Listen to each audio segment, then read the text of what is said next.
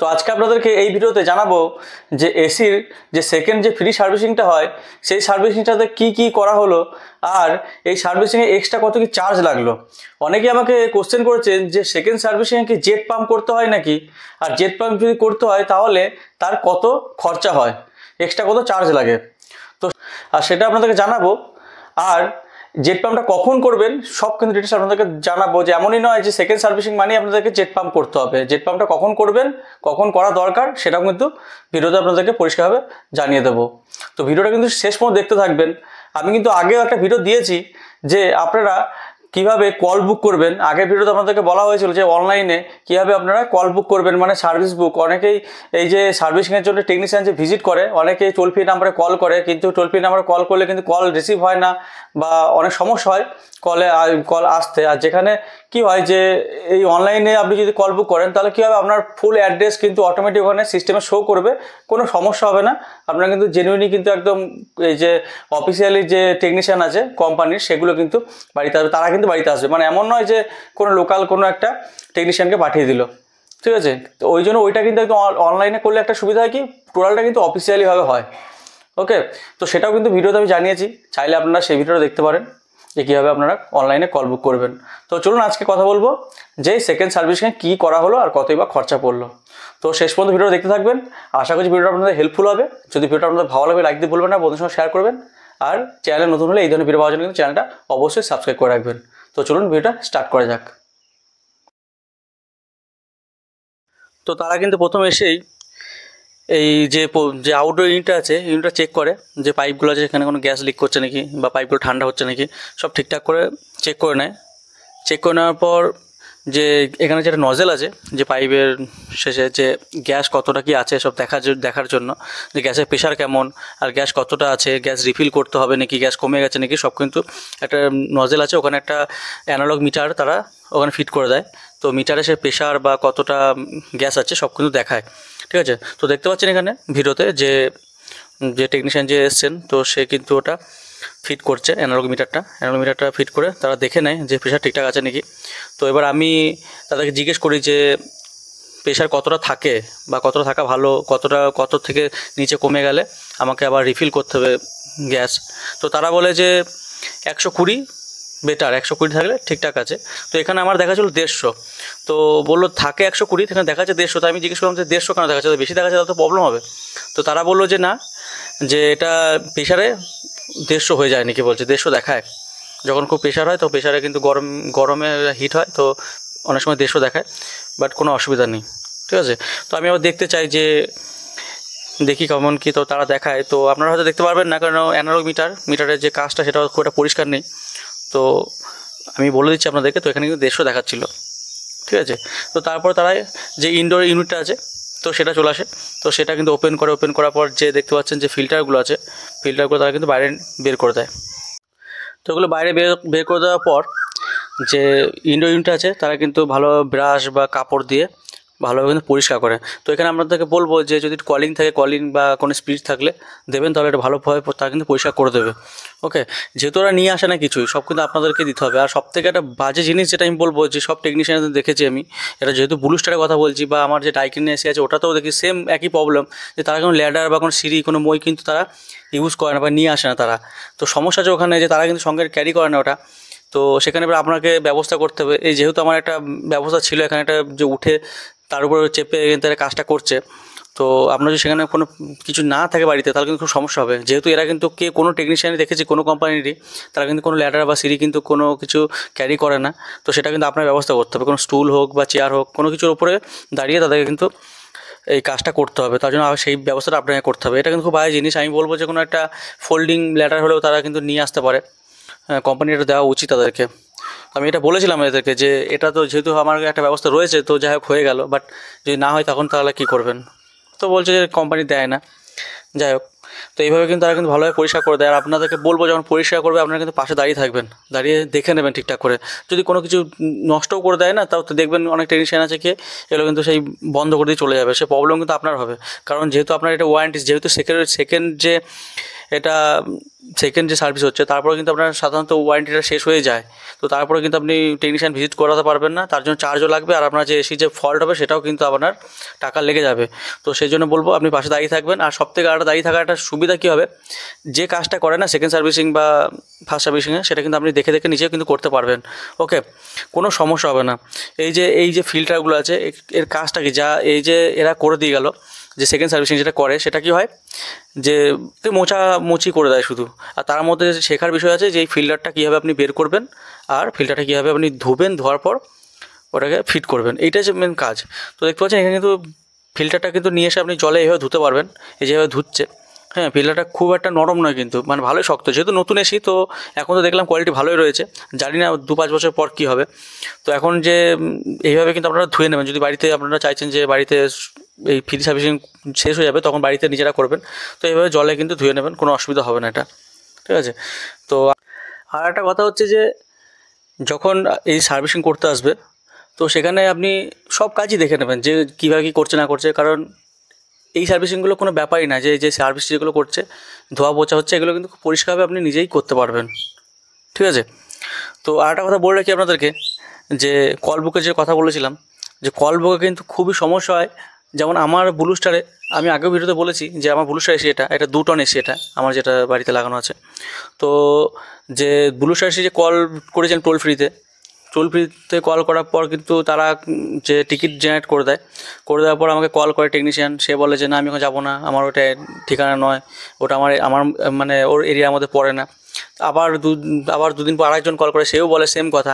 তো যখন এই সমস্যাটা হবে না, তাদের দেখবেন একটা হেল্পলাইন, যে একটা মেল আইডি আছে ওদের, ওটাতে কিন্তু আপনি তার যে নাম্বার, যে যদি নাম জিজ্ঞেস করতে পারেন টেকনিশিয়ানের নাম আর নাম্বার দিয়ে কিন্তু আপনি একটা সাবমিট করে দেবেন, একটা লিখে কমপ্লেন কিন্তু রেজিস্টার করে দেবেন, দেখবেন খুব তাড়াতাড়ি মোটামুটি আপনার ওই 2-4 ঘন্টার মধ্যে কিন্তু অ্যাকশন নেবে তারা, দিয়ে দেখবেন আবার সেই টেকনিশিয়ান আপনাকে ফোন করে বাধ্য হবে আসতে, যেটা আমার ঘটেছিল। আমি কিন্তু সেম করেছিলাম, কমপ্লেন করেছিলাম তাদেরকে, তারপর কিন্তু সেই টেকনিশিয়ান সেম জায়গাতে কিন্তু আসতে বাধ্য হয়।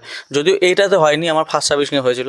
তো এই সার্ভিসিংয়ে আমার সমস্যা হয়েছিল যে তারা আবার প্রথম একবার বলে যে আমার ওই অ্যাড্রেসে যাবো না, কিন্তু তারপরে আমি বলেছিলাম, বলার পর ঠিক চলে এসেছিলো তারা। হ্যাঁ, তো প্রথম সার্ভিসিংয়ে আমার এই সমস্যাটা হয়েছিল।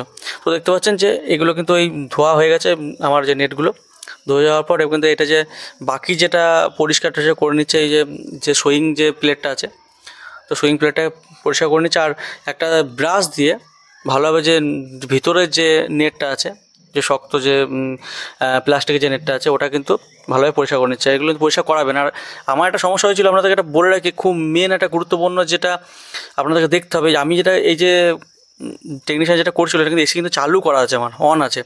তো আমি তাকে বললাম যে কোনো প্রবলেম হবে নাকি, তো সে বললো যে না কোনো সমস্যা হবে না। তো আমি আপনাদেরকে বলবো যে সব সময় এসিটা কিন্তু অফ করে নেবেন, কারণ এই যেভাবে পরিষ্কার করছে না, যে ফিল্টার যেহেতু নেই এখানে, ফিল্টারটা ধোয়ার জন্য বাইরে রাখা হয়েছে, খুলে রাখা হয়েছে, তো তার জন্য কিন্তু ধুলোগুলো ঝাড়ছে সব কিন্তু এসি ভিতরে ঢুকে যাবে ডাইরেক্ট, ফিল্টার যেহেতু নেই। তো সব সময় চাইবেন যে এসি অফ করে কাজটা করতে, এসি অন করে কাজ করবেন। এই যে আমার খুব ভুল হয়েছে, আমি বললাম তখন যে এটা বন্ধ করে দিন, এটা সমস্যা হবে, বলছে না এখন সমস্যা হবে না। তো এই ভুলটা কিন্তু আপনারা করবেন না, ঠিক আছে। এটা অবশ্যই সমস্যা হবে, কারণ এই ধুলোগুলো ডাইরেক্ট ঢুকে যাবে, যেহেতু ফিল্টারটা এখন বাইরে খোলা আছে। ওকে, তো এই ফিল্টারটা কিছু নয়, সাধারণত ওখানে লক আছে, আপনারা কিন্তু এটা নিজেরাই পারবেন, যেভাবে এটা লকটা লাগাচ্ছে দেখতে পাচ্ছেন, দেখে নিন আপনারা। এইভাবে কিন্তু ফিল্টারটা এইভাবে লক করে দেবেন, ঠিক আছে। দুটো ফিল্টারে সেমভাবে বসে লক করে দিতে হবে।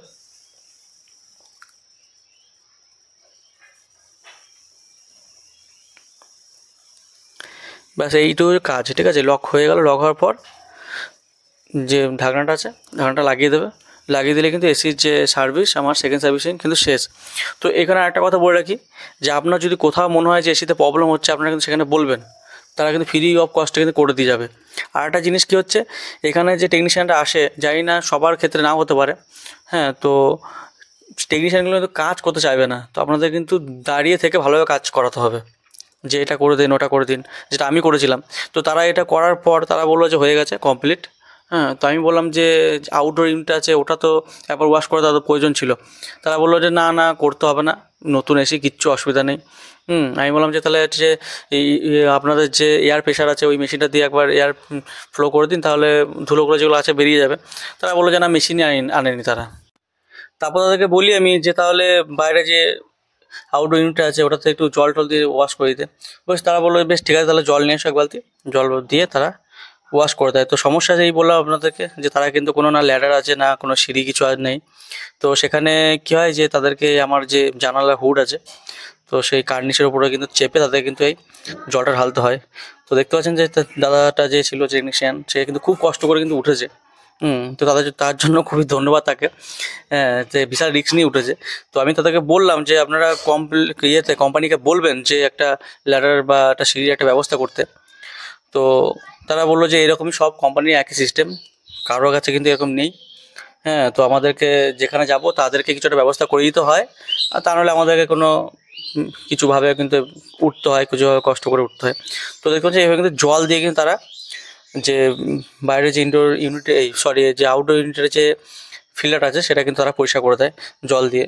তো এখানে এই যে জল ঢালার সময় কিন্তু তারা বলেছিল যে এসিটা অফ করতে। তো এই এসিটা কিন্তু অবশ্যই অফ করে জল ঢালবেন, তার নাহলে কিন্তু ভেতরে যে মেশিনগুলো আছে তার ভিতরে কিন্তু জল ঢুকে যাবে আর ইলেকট্রিক শর্ট সার্কিট হতে পারে। তো এই জলটা ঢালার সময় সবসময় কিন্তু এসিটা অফ করে রাখবেন আপনারা, ঠিক আছে? তো এইভাবে কিন্তু তারা কিন্তু পরিষ্কার করে দেয়।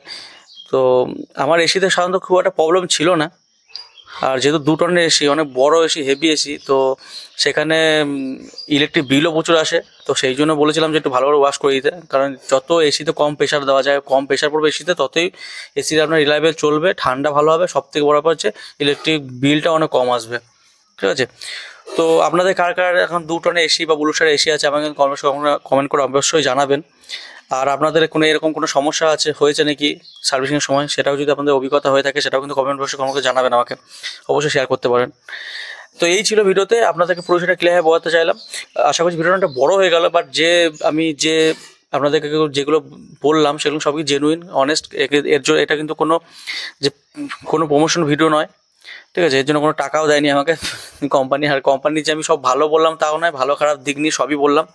তো আপনারা বুঝতে পারলেন যে সেকেন্ড সার্ভিসিং কী হয়। তো সেকেন্ড সার্ভিসিং ফার্স্ট সার্ভিসিং প্রায় সেম, কিছু নেই। এই সার্ভিসিংটা আপনারা বাড়িতে বসেও করতে পারবেন।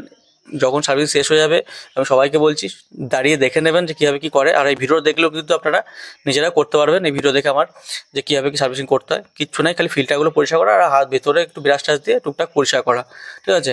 এবার জেট পাম্প নিয়ে কথা বলি, যেটা বললাম। তো জেট পাম্পটা কখন করতে হবে? জেট পাম্পটা যদি মনে করুন যে ফিল্টারে পরিষ্কার করার পর ফিল্টার নিচেও অনেক নোংরা পড়ে গেছে, একদম কালো হয়ে গেছে, ঠিক আছে? তো তখন কিন্তু জেট পাম্পটা করতে হবে। জেট পাম্পটা হচ্ছে মেশিনের দ্বারা আপনার জল দিয়ে প্রেশার দিয়ে কিন্তু একদম টোটালি আপনার আউটডোর ইউনিট আর ইনডোর ইউনিট টোটালটা কিন্তু পরিষ্কার করে দেবে জল দিয়ে একদম প্রেশারে।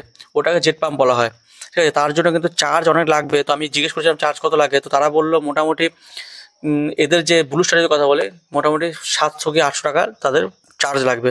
এবং অন্যান্য কোম্পানি অন্যান্য লাগতে পারে, যেমন আমি হায়ারে করেছিলাম, হায়ারে কিন্তু 600 টাকা লেগেছিলো, ঠিক আছে? তো এবার আপনার যদি অভিজ্ঞতা হয়ে থাকে যে কোনো জেট পাম্পের, তাহলে কিন্তু সেটাও কিন্তু কমেন্ট বক্সে জানাবেন যে কত চার্জ লেগেছে আপনাদের, তাহলে যে ভিউয়ার্সরা আছে তাদের কিন্তু সুবিধা হবে, ঠিক আছে? তো এই ছিল আজকে ভিডিওতে। আশা করছি ভিডিওটাতে আপনাদেরকে ক্লিয়ারভাবে বোঝাতে পারলাম যে এই সেকেন্ড সার্ভিসিং কী হয়। সেকেন্ড সার্ভিসিং আর ফার্স্ট সার্ভিসিং তো একই বললাম আপনাদেরকে, সেমই, কিছুই হয় না, আপনারা দেখলেন, ঠিক আছে? এক্সট্রা কিছুই নেই, আর কোনো কিন্তু চার্জ লাগে না, যেহেতু ওয়ারেন্টির মধ্যে ছিল, ফ্রিতে হয়েছে, একটাও কিছু কস্ট লাগেনি। জেট পাম্প করলেই লাগতো, যে জেট পাম্প আমার প্রয়োজন হয়নি যেহেতু নতুন এসি। হ্যাঁ, আর এসিটা খুব একটা কমই চলে আমার। ওকে।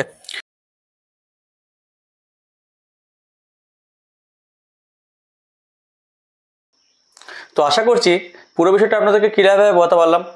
সেকেন্ড সার্ভিসিং কী করতে হয় আর কেমন কী চার্জ লাগে সবই কিন্তু ডিটেলসে বললাম আপনাদেরকে। কীভাবে কল বুক করবেন সেটাও আপনাদেরকে দেখিয়েছি আগের ভিডিওতেই। তো আশা করছি ভিডিওটা আপনাদের হেল্পফুল হয়েছে। যদি ভিডিওটা আপনাদের কোনো কাজে লাগে, মনে হয় যে না ভিডিওটা আপনাদের হেল্প হয়েছে, তাহলে অবশ্যই ভিডিওটা কিন্তু লাইক দিতে ভুলবেন না। আর বন্ধুদের সঙ্গে শেয়ার করুন, তাদেরকেও জানান যে সেকেন্ড সার্ভিসিং কী হয়, কারণ অনেকেই এই জিনিসটা জানে না যে এসিতে সেকেন্ড সার্ভিসিং কী করতে হয়। অনেকে ভয় পায় টাকা লাগবে, অনেকে আবার এমন হয় যে ফ্রি সার্ভিসিংটা কিন্তু করেই না, ঠিক আছে? যেহেতু এসিতে প্রবলেম হচ্ছে না, যে সার্ভিসিংও করছে না, তাই বলবো যেহেতু ফ্রি পাচ্ছেন অবশ্যই সার্ভিসিং করবেন, এতে কিন্তু কোনো টাকা লাগবে না জেট পাম্প যদি না করেন। ওকে, জেট পাম্প করলে তখন কিন্তু একটা এক্সট্রা টাকা লাগে। জেট পাম্প আমি বললাম যে জেট পাম্প কিন্তু আপনার এসি যদি খুব নোংরা না হয় তখন তাছাড়া কিন্তু করবেন না, ঠিক আছে? কারণ ফালতুটা খরচা করে লাভ হয় না, কারণ আমার মনে হয় জেট পাম্প 3 থেকে 4 বছর লাগে না, আর যদি খুব হেভি ইউজ হয় তখন লাগে, ঠিক আছে? তো আশা করছি ভিডিওটা আমাদের হেল্পফুল হয়েছে। যদি ভিডিওটা ভালো লাগে লাইক দিবেন, অবশ্যই শেয়ার করবেন, আর চ্যানেলে যদি নতুন হন এই ধরনের ভিডিও কিন্তু চ্যানেলটা অবশ্যই সাবস্ক্রাইব করে রাখবেন। তো চলুন আজকের মতো এই পর্যন্তই। পরবর্তী ভিডিওতে আবার দেখা হচ্ছে।